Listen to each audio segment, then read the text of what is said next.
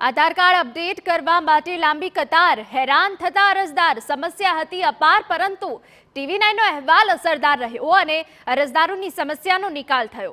પાલનપુરમાં આધાર card અને KYC માટે અરજદારો દૂર ગામડેથી ધક્કા ખાતા હતા અને અટકીને ચાલતી કામગીરીના કારણે કામ થાય તો થાય, બાકી અરજદારોનો ધરમનો ધક્કો ખાવો પડતો। આ અંગે TV9ના અહેવાલ બાદ તંત્ર એક્શનમાં આવ્યું। TV9ના અહેવાલ બાદ જિલ્લા કલેક્ટરે બેઠક બોલાવી હતી અને KYC અને આધાર અપડેટની કામગીરી ગ્રામ પંચાયત અને ICDSએ સોંપી હતી।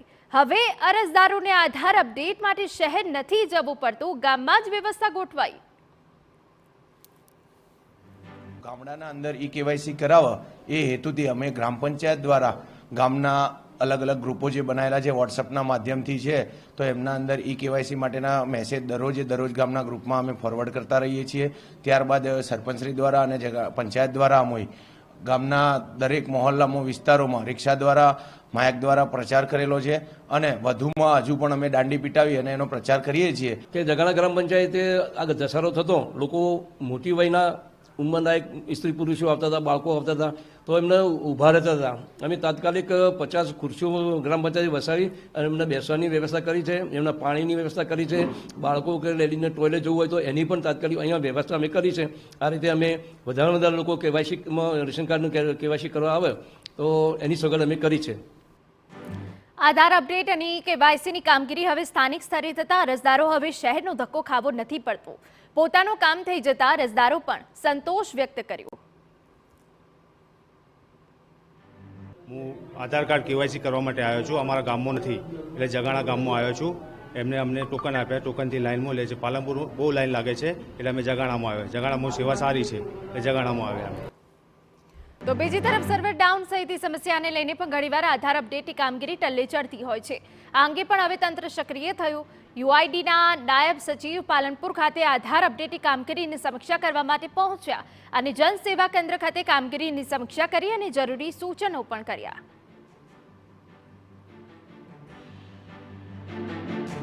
અમારી બેન છે પાલનપુર કામ આધાર કાર્ડનું કામ ના થયું તો જગાનામાં આવ્યા ને કામ થઈ ગયું ને સારું કામ થાય છે।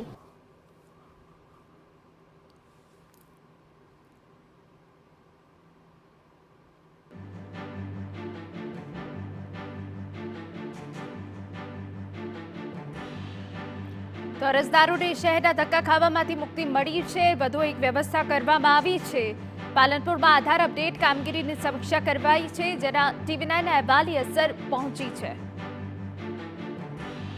TV9ના અહેવાલની ફરી એકવાર અસર થઈ છે। જે પ્રકારે આધાર અપડેટ અને KYC માટે લોકોને મુશ્કેલીઓ હતી, બાળકોની મુશ્કેલીઓ હતી, TV9એ અહેવાલ દર્શાવ્યા બાદ હવે UIDના જે સચિવ છે તે પાલનપુર પહોંચ્યા છે।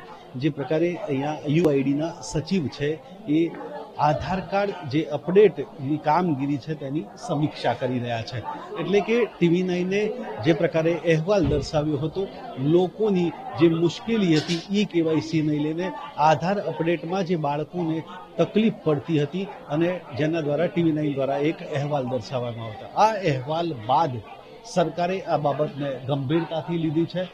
રાજ્યના જે UIDના સચિવ છે તે પાલનપુર જનસેવા કેન્દ્ર ખાતે પહોંચ્યા છે।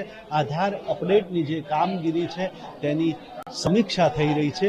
વહીવટી તંત્રએ પણ આ બાબતે જે પ્રકારે તમામ ગામડાના જે તલાટીઓ હોય અથવા તો ગ્રામ પંચાયતો હોય તેમને પણ KYC અને આધાર અપડેટને લઈને નિર્દેશ આપ્યા છે। એટલે કે પહેલા જે અહીંયા જનસેવા કેન્દ્ર ખાતે દૂરથી જે લોકોને આવવું પડતું હતું તેની મુશ્કેલીઓ વહીવટી તંત્રના પ્રયાસથી તો ઓછી થઈ છે, પરંતુ આધાર અપડેટની જે કામગીરી છે એ કયા પ્રકારે થઈ રહી છે, કયા પ્રકારની મુશ્કેલીઓ છે અને કયા પ્રકારના સુધારા કરી શકાય છે, જેને લઈને જે UIDના સચિવ છે એ પાલનપુર ખાતે પહોંચ્યા છે।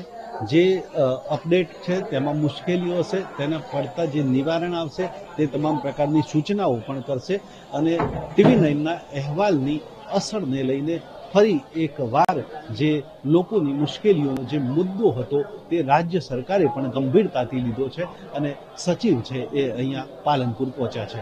અતુલ ત્રિવેદી, TV9 બનાસકાંઠા।